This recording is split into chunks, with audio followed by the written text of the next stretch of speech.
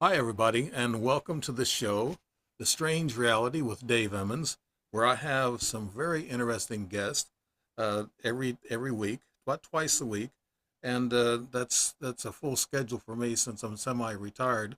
And the person I have on tonight going to talk about some things that what's going on today, but also he's got a history with working with the military and Nassau, and he's been on the show before, and I'm sure that you enjoyed his show the last time we had him on, and so I'm going to introduce him right here.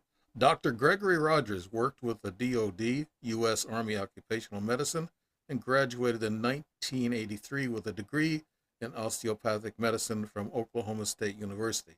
Dr. Rogers' work experience spans over 5 decades of intense training. You can find Dr. Gregory Rogers' information on YouTube and other podcasting, TV, and radio networks. Just Google his name. And I did that a while ago, and I come up with all kinds of stuff you've been involved with. Dr. Rogers, welcome to the show again. We had a good time last time you were here and talking about AI Atlas. I, Maybe we might want to follow up what your thoughts are on that, Dr. Rogers.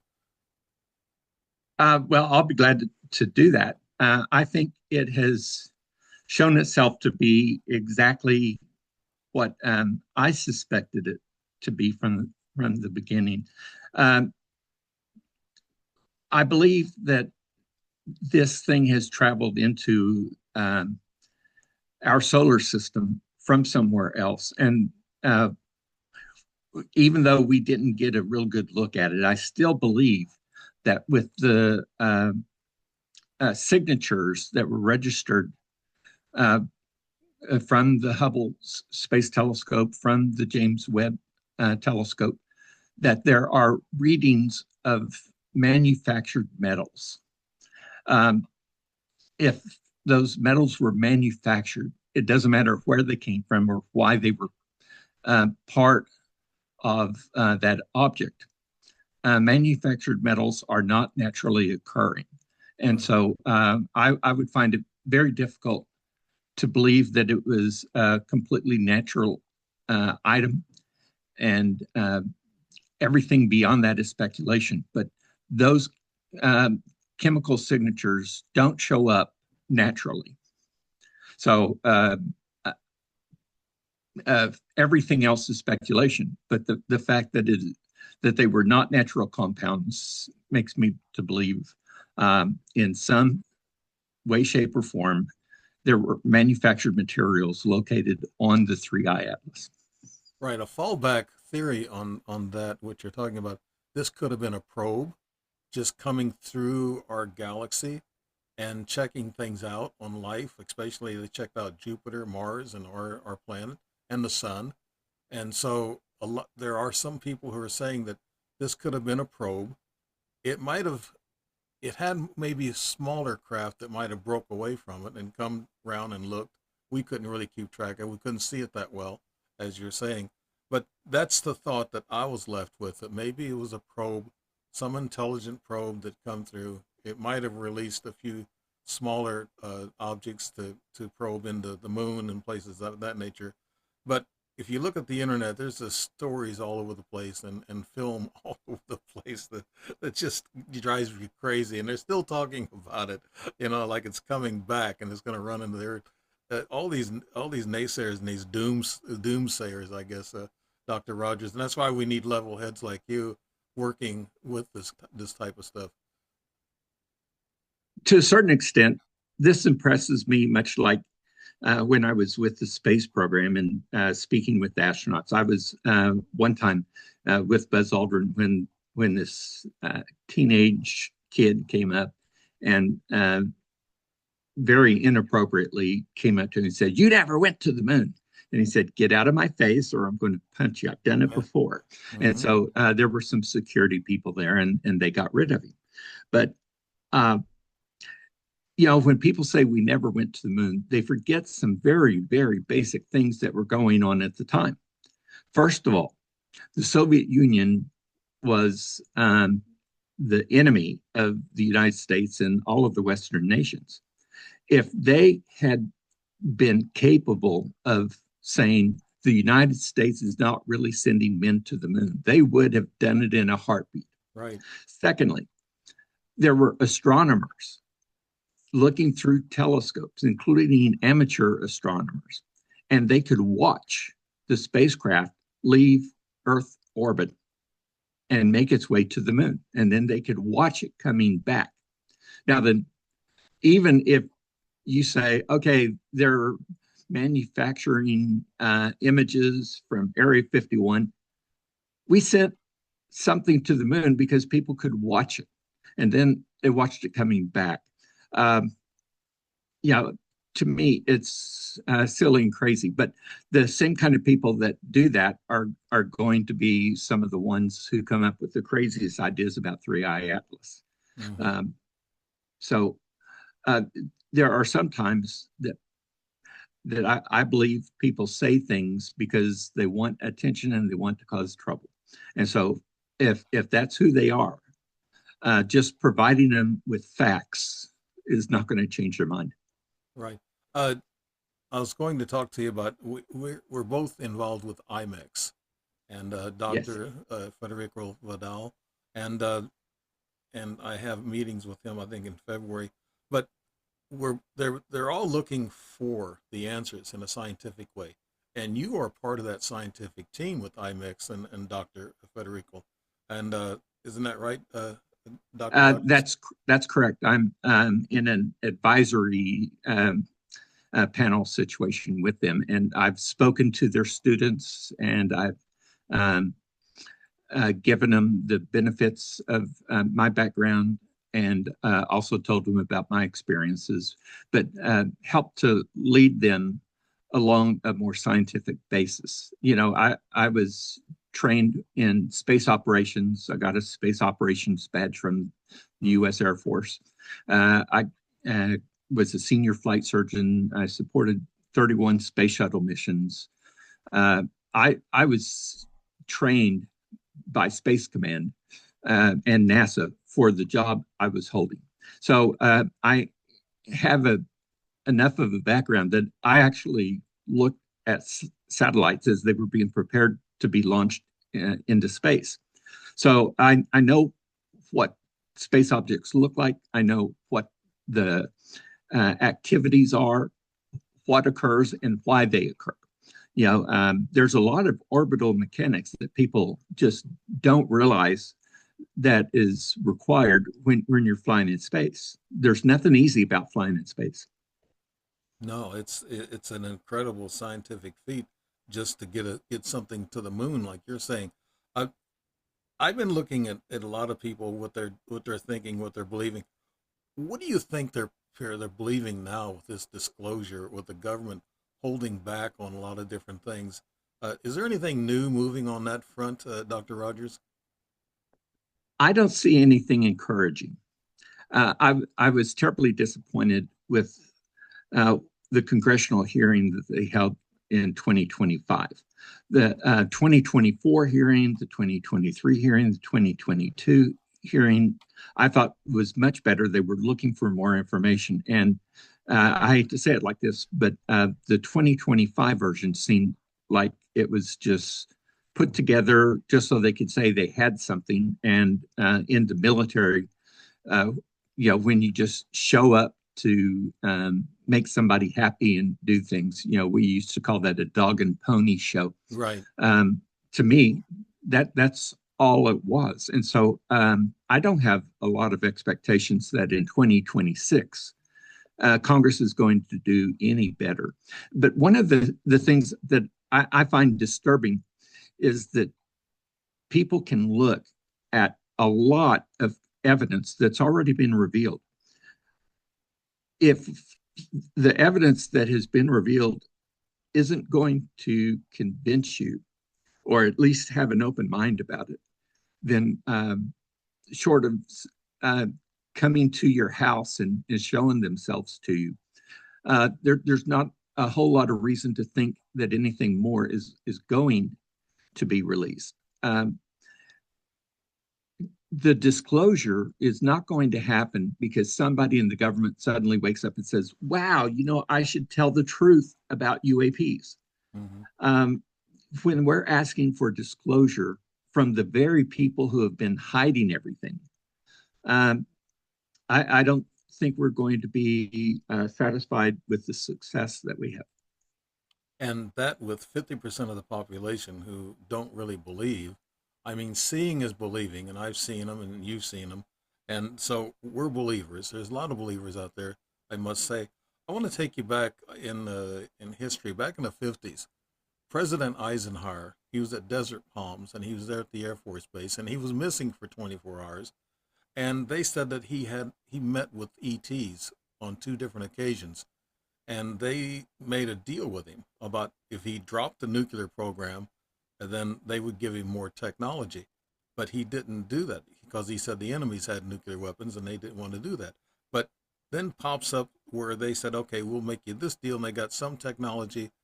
And in order to keep an eye on the human race, that meant going and doing abductions and medical, surveillance of the population. And they're saying now, I heard that the government actually keeps a list of those people, and that was one of the deals, that they give the government a list of people that they've abducted and did a medical exam on. What do you think about that, Dr. Rogers? Is that far-fetched? Um, it is certainly not mainstream. It is conceivable that something like that could have happened. Um, One of the things that I find difficult about consideration for that was that when I was particularly with NASA and the Space Shuttle program and at Cape Canaveral, we were working with unmanned launches as well, things like that Atlas and the Delta. Um, and so we were sending up all kinds of spacecraft all the time, many of them very classified for the Department of Defense, the National Geospatial and CIA, DIA, all kinds of special missions.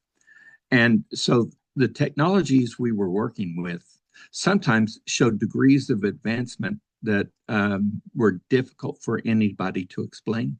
As the chief of aerospace medicine, I needed to know a lot of that information because anytime we launch something, there's a chance it could crash. And if it crashes, you have to know, okay, what elements aboard this spacecraft are hazardous to humans. It's very similar to people who support the tactical flight wings for the U.S. Air Force. When an F-16 crashes, for instance, in the emergency power unit or EPU, there's anywhere from 6 to 8 pounds of hydrazine that is in the emergency power unit. Well, if there's an F-16 that crashes, one of the first things that we had to do was to search for and identify any leak of hydrazine. It's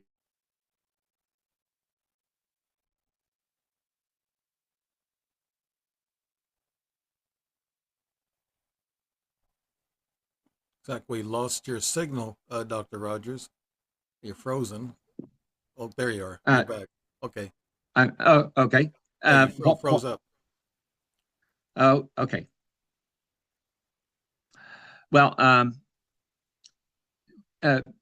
for instance, anytime we're going to launch an RTG, radioisotope thermal electric generator, deep space probes can't use sunlight because when they get so far away from the sun, solar cells will not be viable.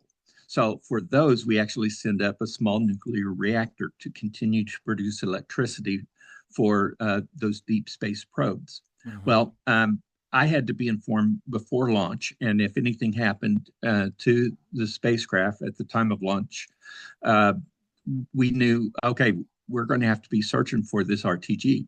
So being informed on some of those secret um, payloads caused me to be initiated into how are they working and what kind of sources on there. Is it plutonium 239 or whatever. Having seen and heard a lot of that stuff, that was causing me to feel that I was pretty well informed. Right up until 1992, when I was shown a reverse engineered flying saucer being tested. And then I thought, well, maybe I'm not as informed as I thought I was. Yeah. Like Bibi Netanyahu and President Trump have both said that we have weapons and technology that people won't believe. And Netanyahu said he told I guess a gaggle of journalists.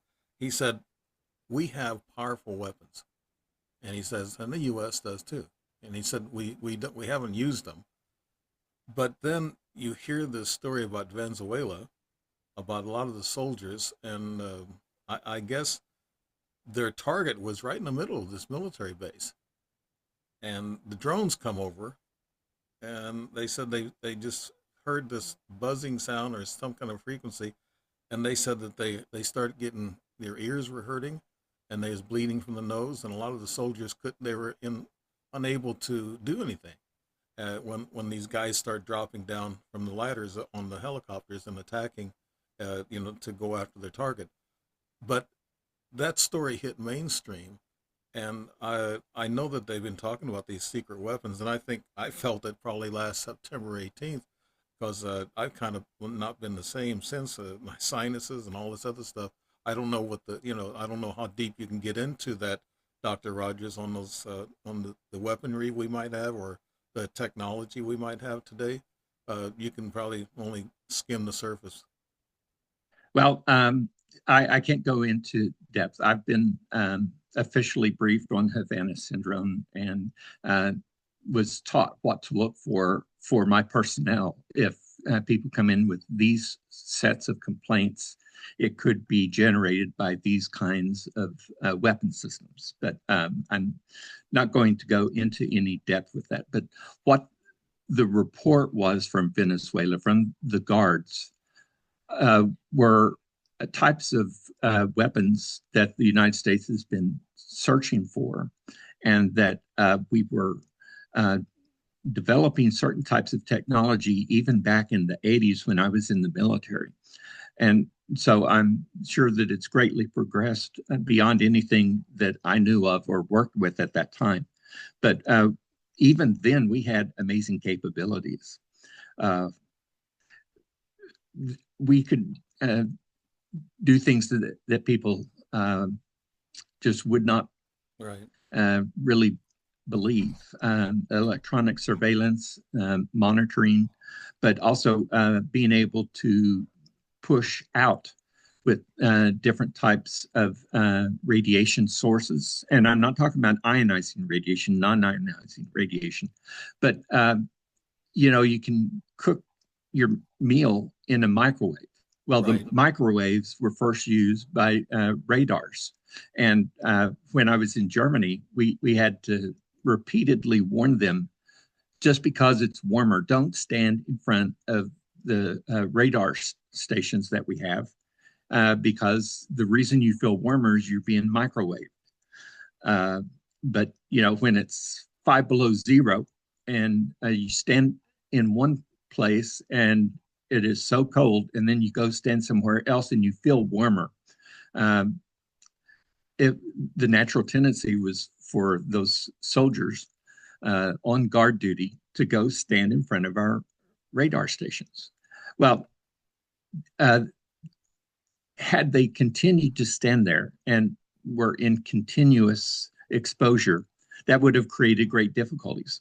One of the things people don't think about with our tactical fighters, even the F-16s, F-15s, the F-18s, F-22s, and so forth, the radar at the nose of the craft, when it is being tested, puts out a tremendous amount of energy.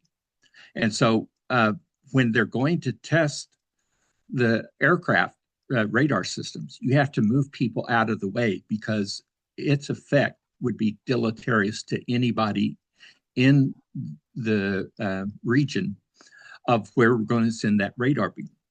Well, if that's for us, the good guys.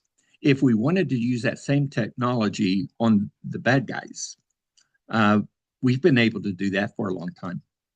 Hmm. Being able to do it with other forms of energy besides microwaves becomes a,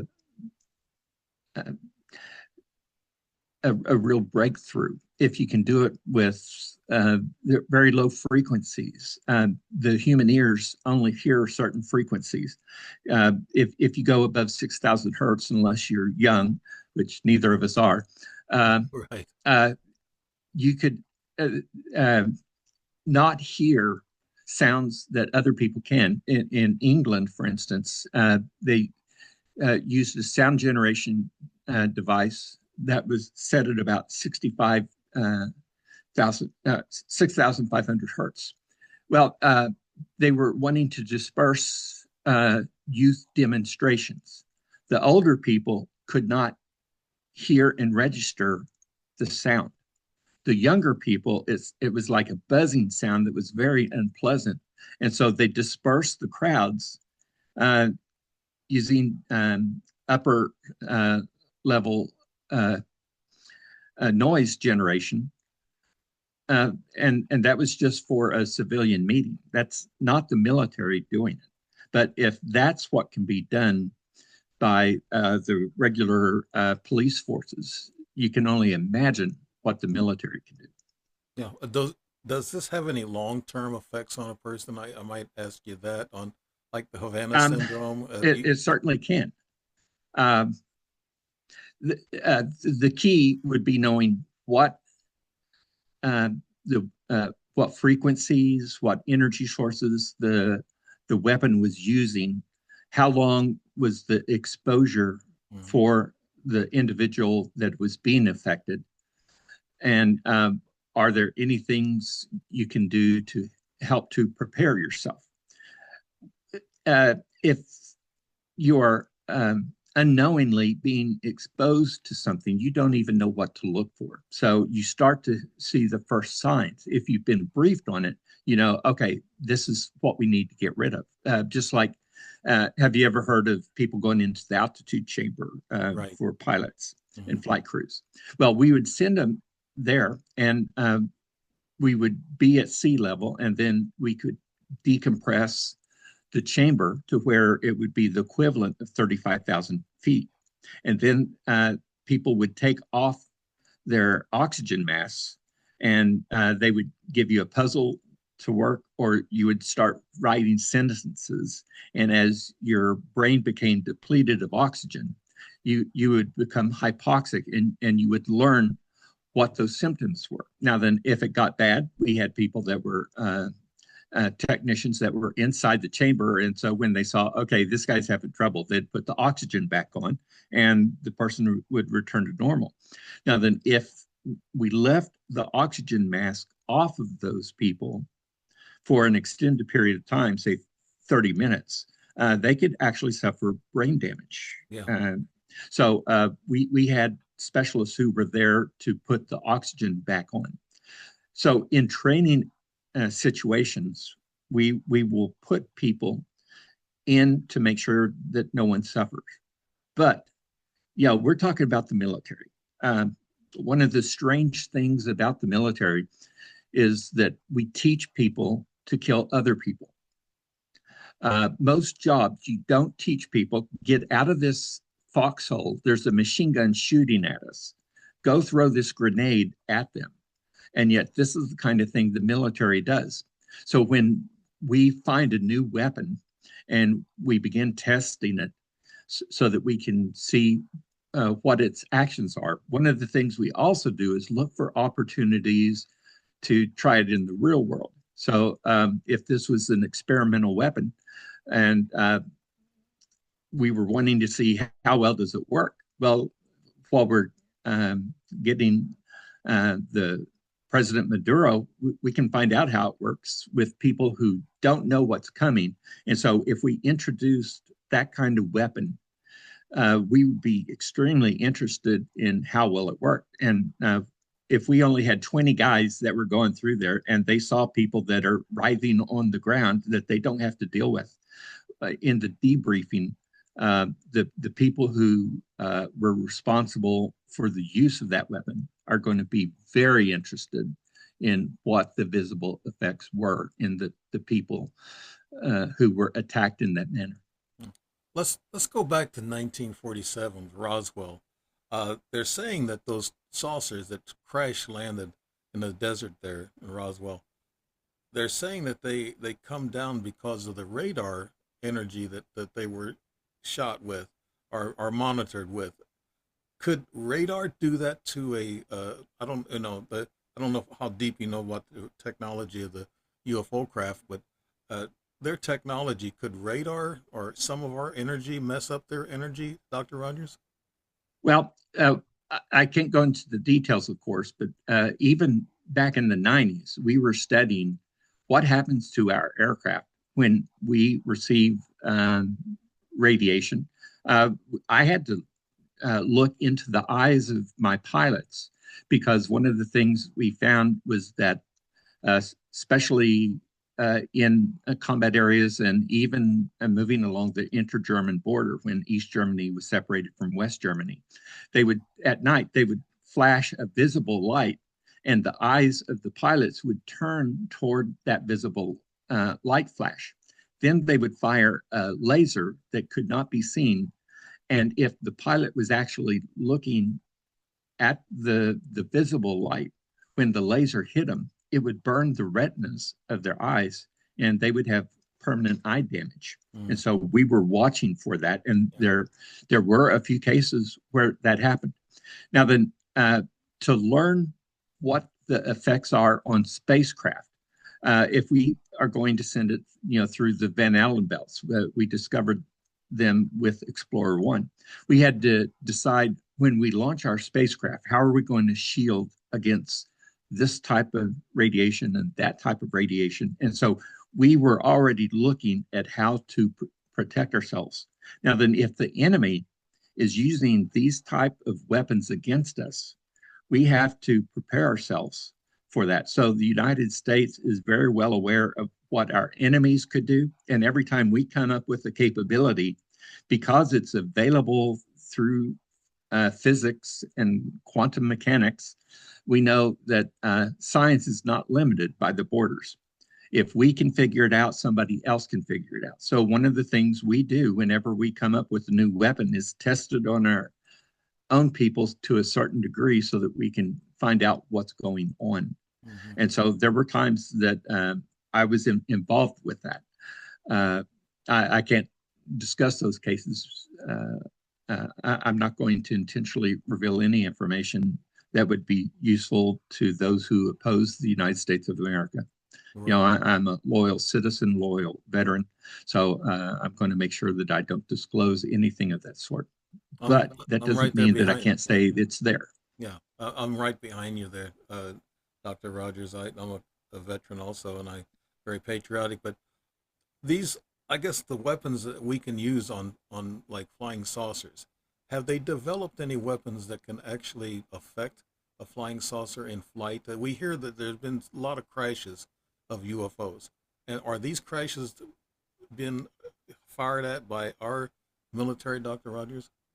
Well, I think a lot of it, you have to consider what the technology of the day is. The technology of the day that we had in 1947, you have to remember, it was only a few years that we'd even discovered the use of radar. So our capabilities at that time were, I do not believe, were such that we could cause the loss of flight capability for an extraterrestrial vehicle. Now then, as time has gone by, our weapons have greatly improved. So as we have moved along so far, there are types of weapons that we have developed that could potentially affect those advanced craft. But it's not going to be the kind of stuff that's discussed in the open. Nobody's going to sit before Congress and explain those kind of details. Mm-hmm. Right.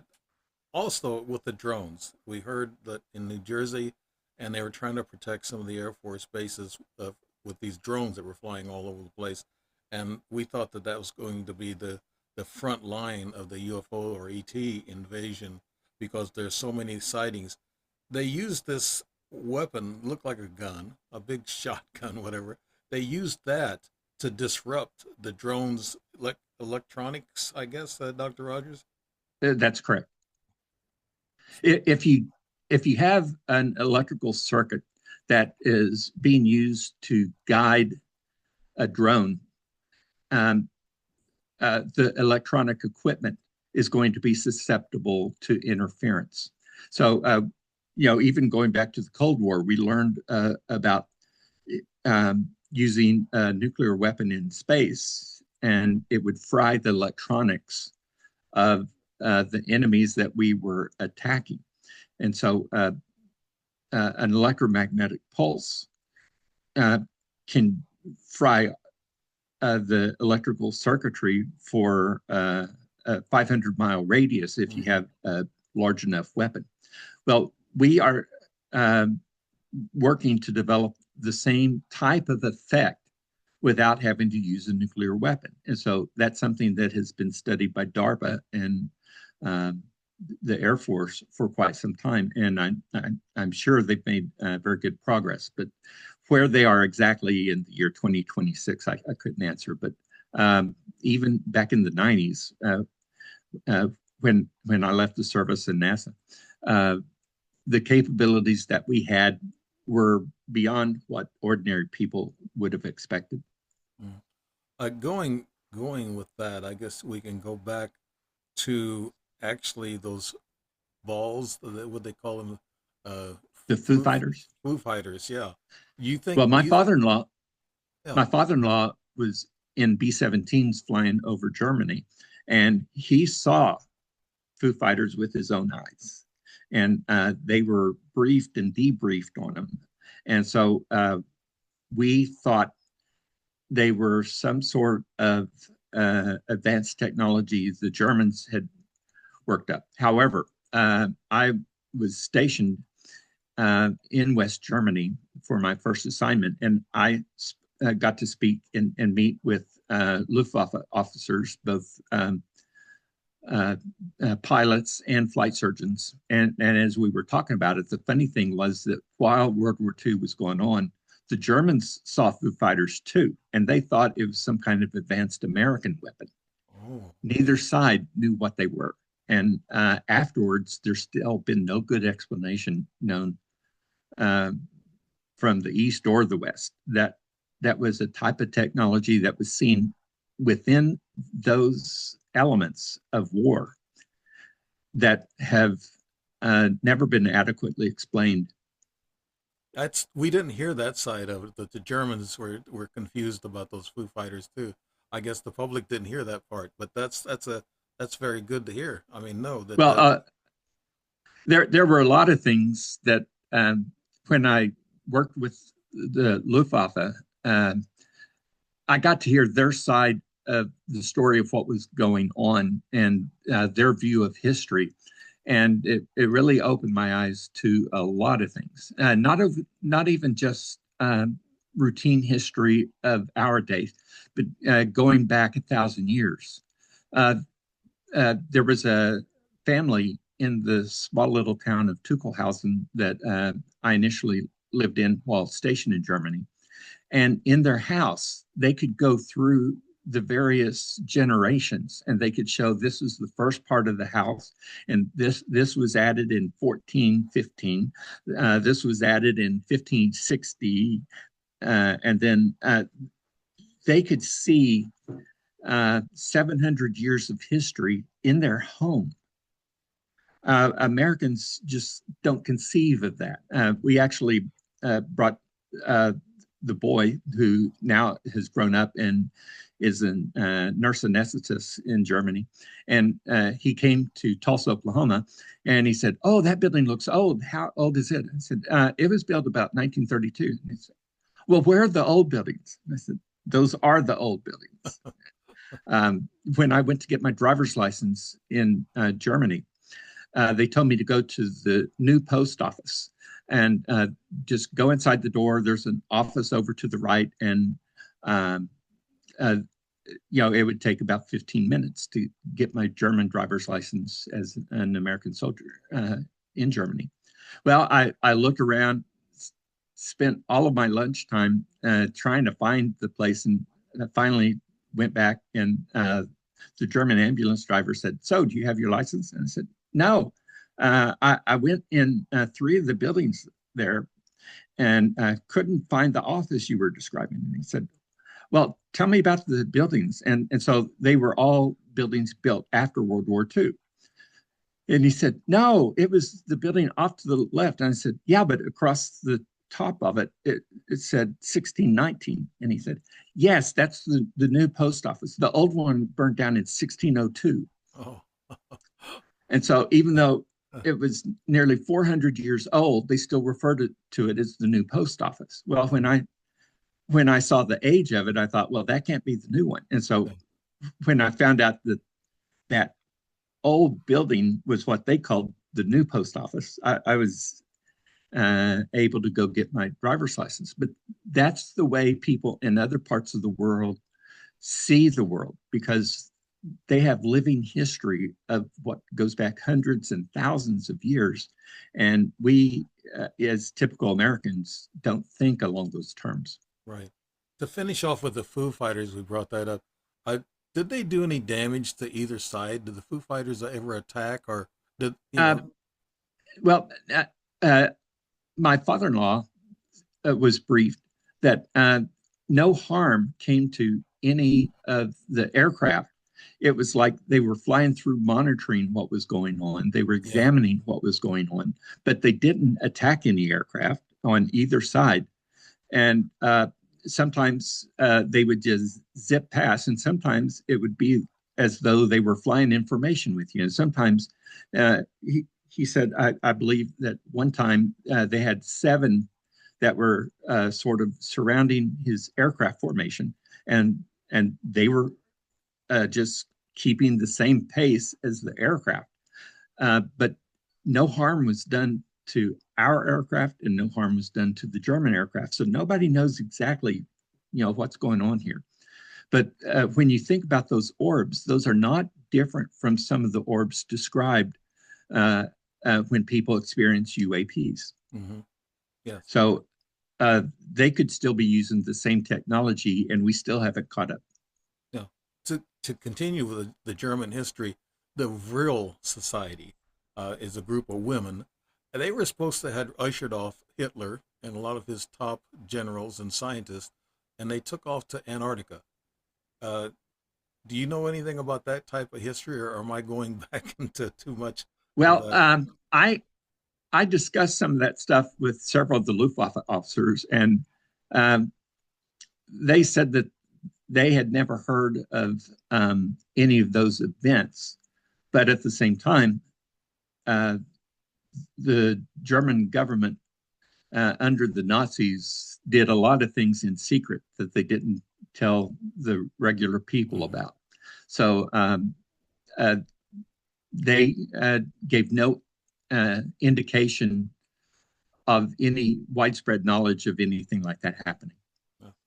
To cover these orbs, and we talked pre-show about the Buga Sphere, and you're not into that too much, Dr. Rogers, but could you tell us, well, there's new stuff coming out that they found out more about the Buga Sphere, that they've decoded it, and Bob Lazar, some strange way, has come involved with the investigation of it, and he said it's exactly what he predicted. Dr. Rogers, do you know anything more new that's new on the Buga Sphere? I know nothing more, but uh, I know that the kind of technology that's been described is sort of similar to what we have used, um, likely in reproducing the vehicles such as the one that I saw in 1992. One thing about Bob Lazar was that the description that he gave in 1989 was, in one case, very similar to what I saw in 1992, only 3 years later. Really? So while some people find that information hard to believe, it's a little difficult for me to downplay it because the vehicle I saw had certain characteristics and capabilities that I saw being demonstrated. And so I know that it was not the typical kind of technology that we were using, because that was also during the time that I was flying in military aircraft, including the F-16. And so we were using some technologies that were highly advanced for the time that have been more routine now. But some of the characteristics that I've heard of the Buga Sphere could be similar to some of the technology that the Air Force and NASA was using back in the 90s. They're claiming that NASA got involved in, I guess, checking this Buga Sphere out and examining it, and they said that they were afraid what they found. They had a little bit of fear about what they found about what this Buga Sphere energies are and what their frequencies that it uses.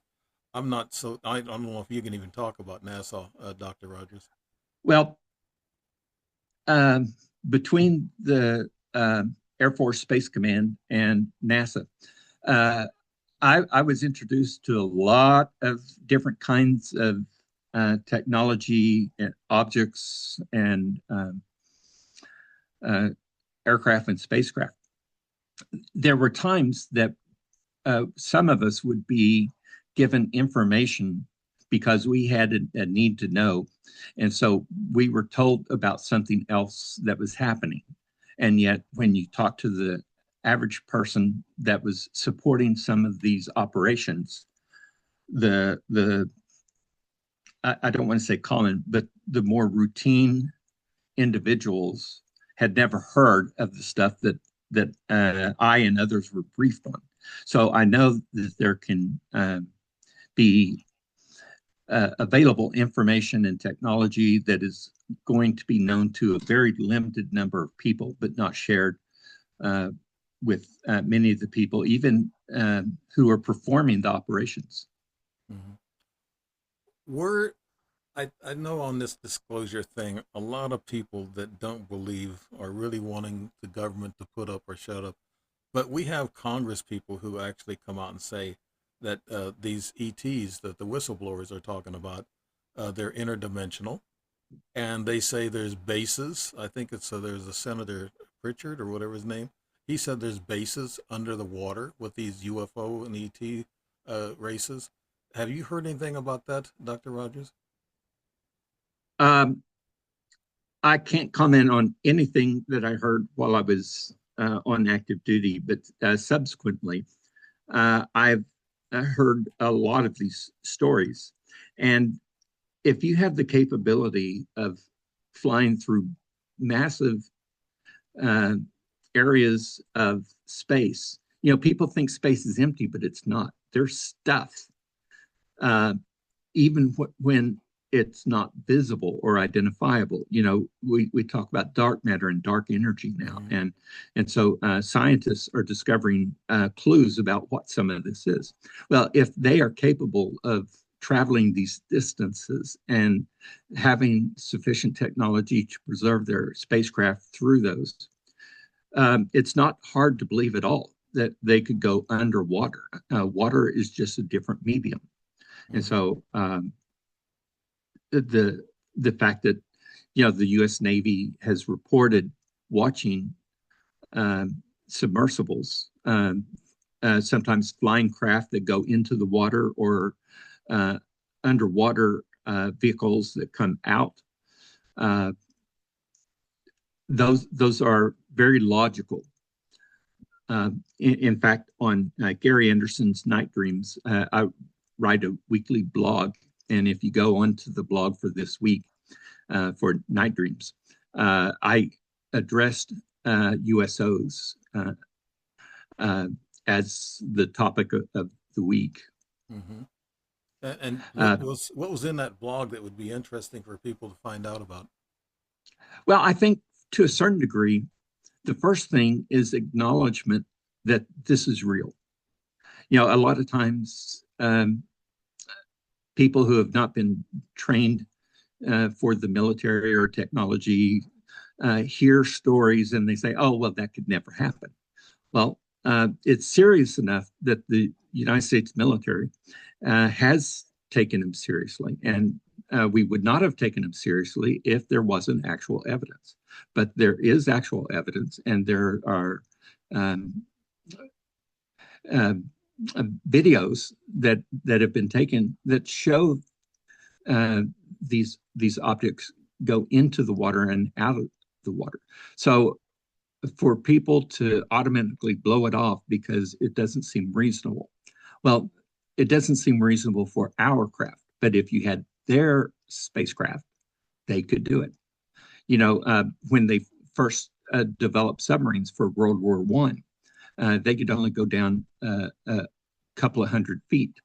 Well, I was in the USS Montpelier and actually got to drive around a little bit thanks to the crew.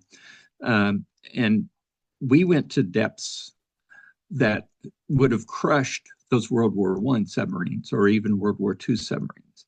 But with our advanced development, even in the 90s, our submarines could do things that seemed inconceivable to earlier generations. And so I'm sure that's continued to happen. And if you think that advanced technology from non-human sources at different star systems would not have that capability, I think you're greatly underestimating what we believe their capabilities to be. The Antarctica has been a mystery. It's been popping up every once in a while. From Nazi bases that come from Germany, World War II, took up bases in Antarctica. We have bases there. I know we have some outposts there, military outposts. We had a fleet. I forget the admiral that took a fleet down there, and they said he was fired on by, I guess, exotic flying craft. That must have been UFOs. But what is so special about the Antarctica, Dr. Rogers? Do you know anything much on that? Well, I think one of the most intriguing things is that anytime you can get away from where people are, um, that's a place where you can hide something. Uh, there was technology that we used in Greenland and Alaska that was part of the systems that I was briefed into, and what their capabilities were was really pretty astounding, even back in the 80s and 90s.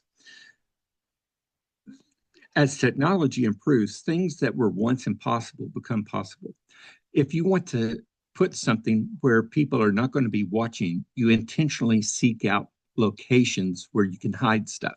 Why did we go to Area 51, Tonopah, Groom Lake? We went out there because nobody lived there. People couldn't see it. So if you want to have an advanced base and you want to do research, you want to localize what you are doing and not have it available to others, you find the most remote places you can go to. Well, throughout human history, the Antarctic has been the most remote place. It's very unfavorable because of the temperatures and the winds. And, most people don't think about it, but the northern and southern lights, the aurora borealis, is electromagnetic radiation that is being sucked into the North Pole and also at the South Pole because of the radiation from the sun. Our gravitational envelope of the Earth works out from the equator and then in toward the poles. And that's why we're able to live on this planet, because otherwise the solar radiation would kill us. Well, at the poles, that radiation is coming into the Earth from the iron within our planet.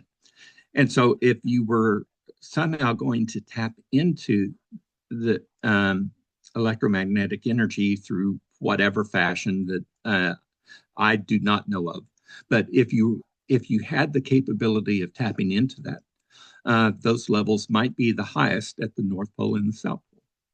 Hmm. I know that a lot of people think, well, we've seen all these sightings of UFOs in the past couple of years and they're increasing. Even my brother has some interesting videos that he took on from his back porch of these orbs circling each other and everything. And and everybody has an opportunity now to film these things. And there's some fear. I think the government has some fear that some people will not believe it, and it'll be like the War of the Worlds back in the 30s when people were jumping off of roofs because they thought the people from Mars or the aliens from Mars were attacking.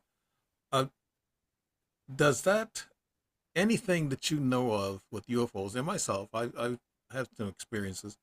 I've never known them to try to kill us or get rid of us or anything like that. Do you know of anything like that, Dr. Rogers, or with their intent over Well, this planet? let me sort of put it into perspective.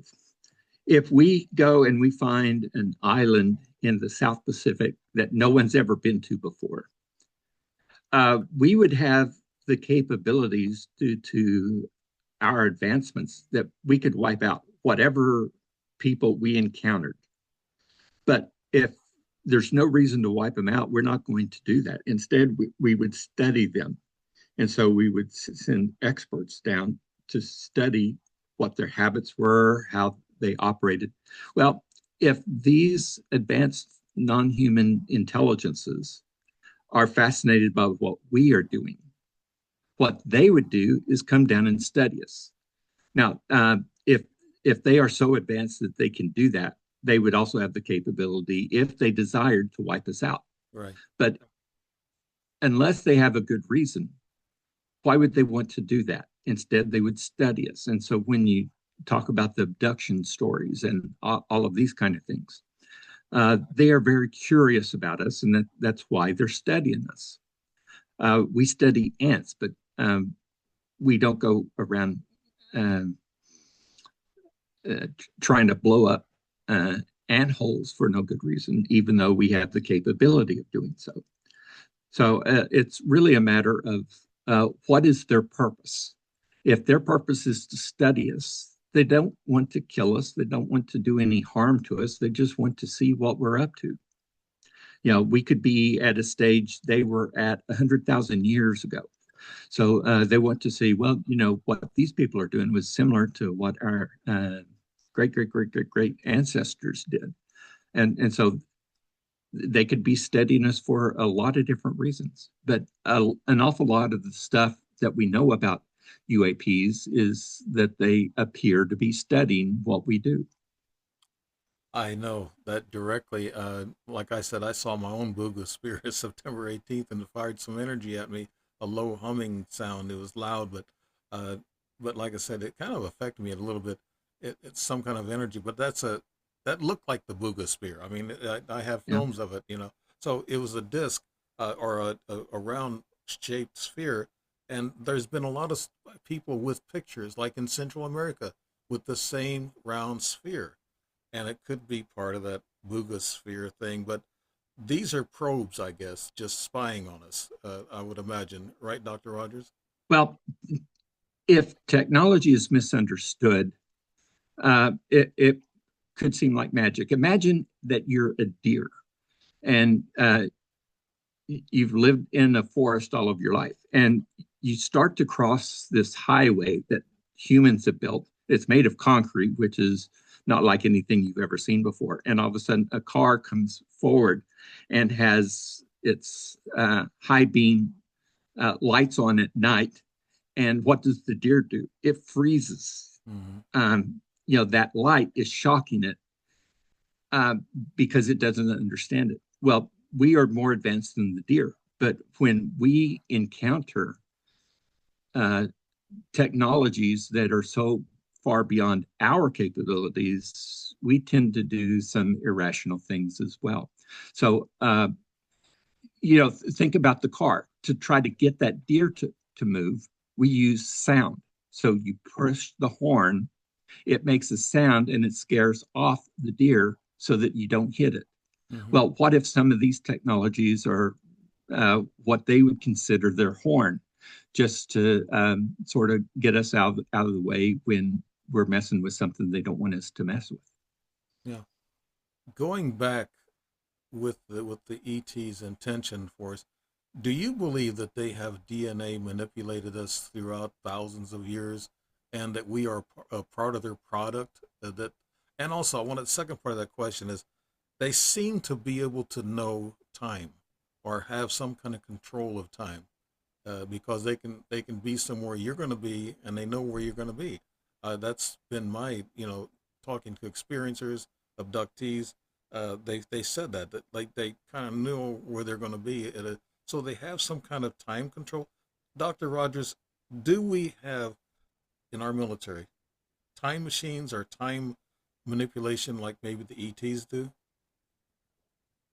I do not know of any technology that allows us to manipulate time. However, going back to the first part of your question at the beginning, I do believe that we have been genetically manipulated. If you go back to the book of Genesis, Mm-hmm. the sons of God said, we're going to cause these effects, and the God said, and it is plural. It said, "Let us make man after our own image." Well, how do you make stable changes to the image of a human being? You change their DNA. Mm-hmm. So if God caused us to become modern humans and be able to use our brains the way that we do and to understand esoteric information, uh, we may have been genetically manipulated because that's actually what the Bible says happened. So we hear these kinds of stories all through different civilizations. If we have been told this as a basic fundamental of how we became who we are, then there's going to be a ring of truth to it. Even though we don't have any videotape of what was going on Mm-hmm. way back when. Right. But the Bible and other religious texts talk about um, God, gods, and uh, the creators. According to if you're into the Indian myths or whatever, but they caused us to be the way we are and changed us from what we were. So that would be genetic manipulation. No. Has the military, and I'll ask you this, and then we're going to be closing out because we're moving up on an hour. And has the military taken any interest in what they're finding in Egypt and the pyramids? They said they found these big columns underneath the pyramids. Does our military get involved with any of that research, Dr. Rogers, that you know of? Well, it would be kind of foolish for our military to do that. What we would do is hire someone to do it for us. Okay. And so, when we want the next generation advanced fighter, the U.S. Air Force does not go out there and build fighters. What we do is we give out contracts and we let civilian contractors go and do the work for us. So it would be very unlikely that anyone from directly from the U.S. military would go out there. But if we know of special engineers who are capable of studying those things, we would have those guys go do it for us. And then when they got back, they could brief us on what they found. So I don't think the military would go do that directly, but we could certainly hire other people to do it for us.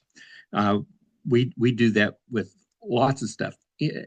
Non-governmental organizations, NGOs, are responsible for the security operations.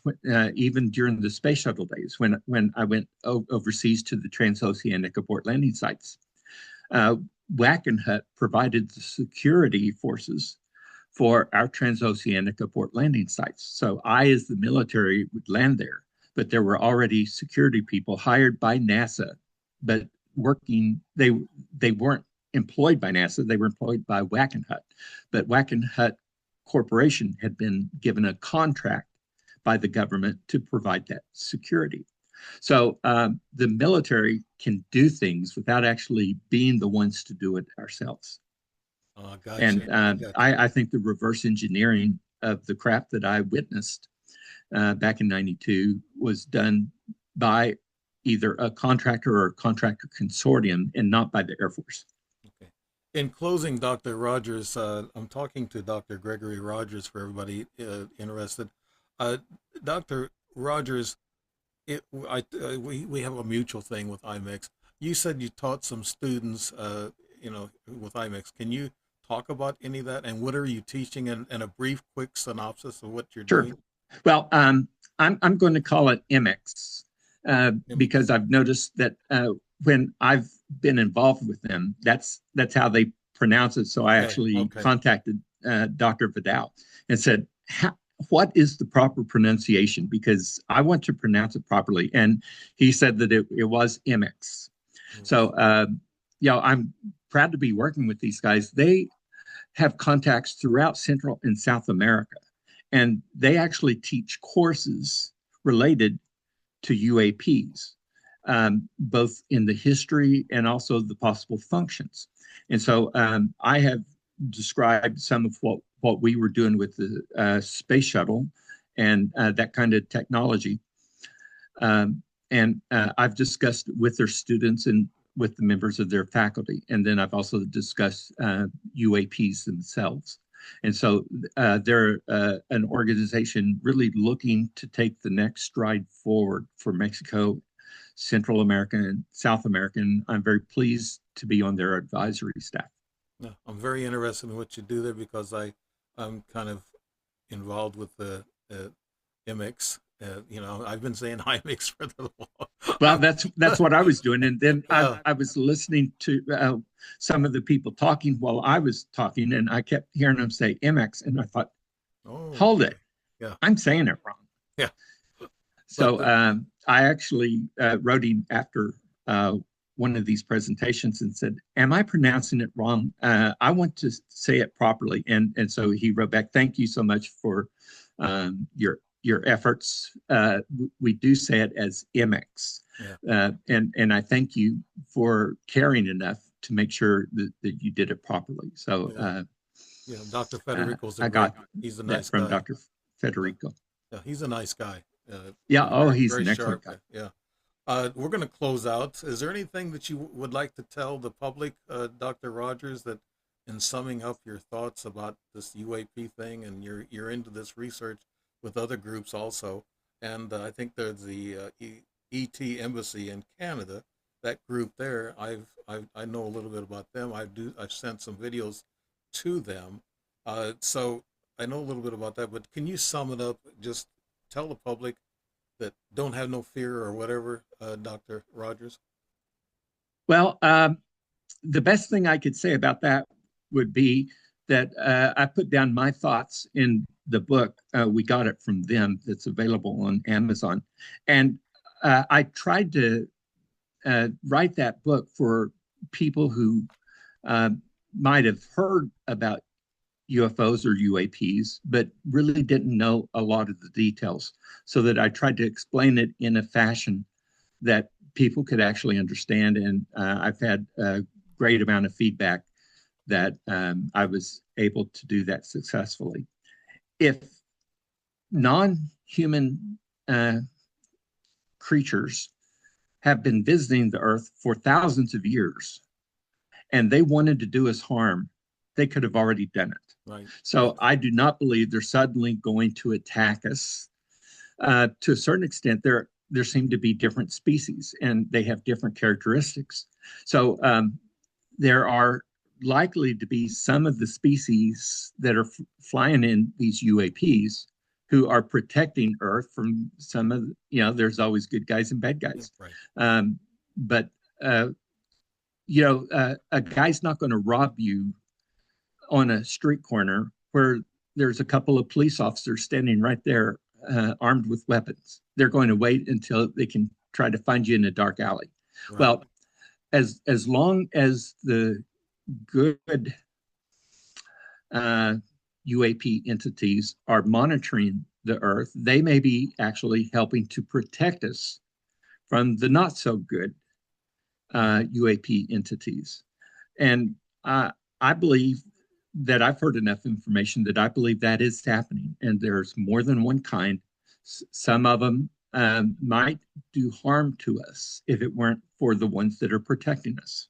Mm-hmm. So if you think of it from that standpoint, we should be thankful that there are good UAP entities who are looking out for us. You know, back in the Old Testament and the book of Enoch, it talked about the watchers. Right. And they never explain exactly what the watchers do, how they do it, who they are, or anything else. But the watchers were protecting humans, and I believe they still are. Yeah. So I believe in God. I believe in the Bible. And so I think that what is written there is legitimate, and especially when it correlates to the evidence that we're accumulating today.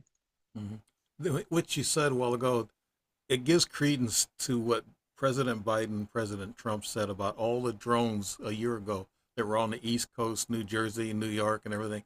They said they're FAA approved and they are not our enemy. Maybe they're saying that truthfully, that these ETs are not our enemy, the ones that are flying around and monitoring things right now, or have been a year ago started. Does that make sense, Dr. Rogers? If those drones are suitable as human technology, then that means that somebody somewhere is doing this. Now, then there are times that, I hate to say it, but our government has experimented on Americans without telling them. And so for another nation to come and invade us with drones, I find unlikely. If this was a test of some kind and the US government had one section that was wanting to test what would happen if we do this, they're not going to tell the rest of the government. So other government agencies would not know what's going on.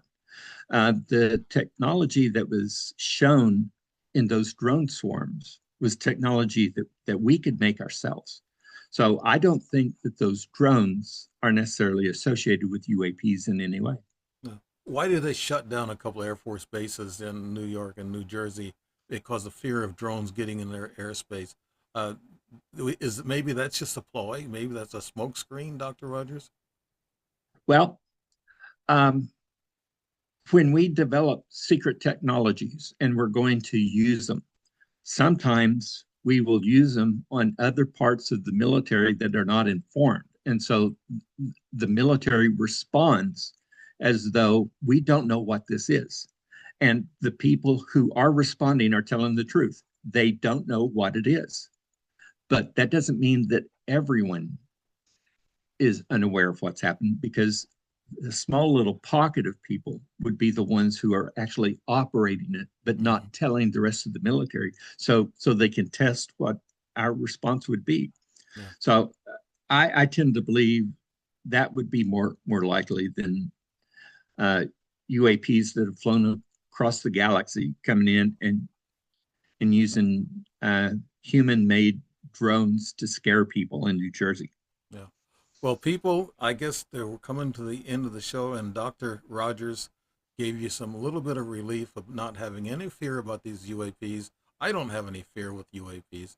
I think this is all going to come out in the wash before long with the government or disclosure, whatever is going to happen. But you've been listening to The Strange Reality with Dave Emmons and my guest, Dr. Gregory Rogers, and which is welcomed on my show anytime. Great guy, great knowledge. I know he's not sharing everything he knows, so he'd have a little problem. So yeah, we're going to keep that wall there for that.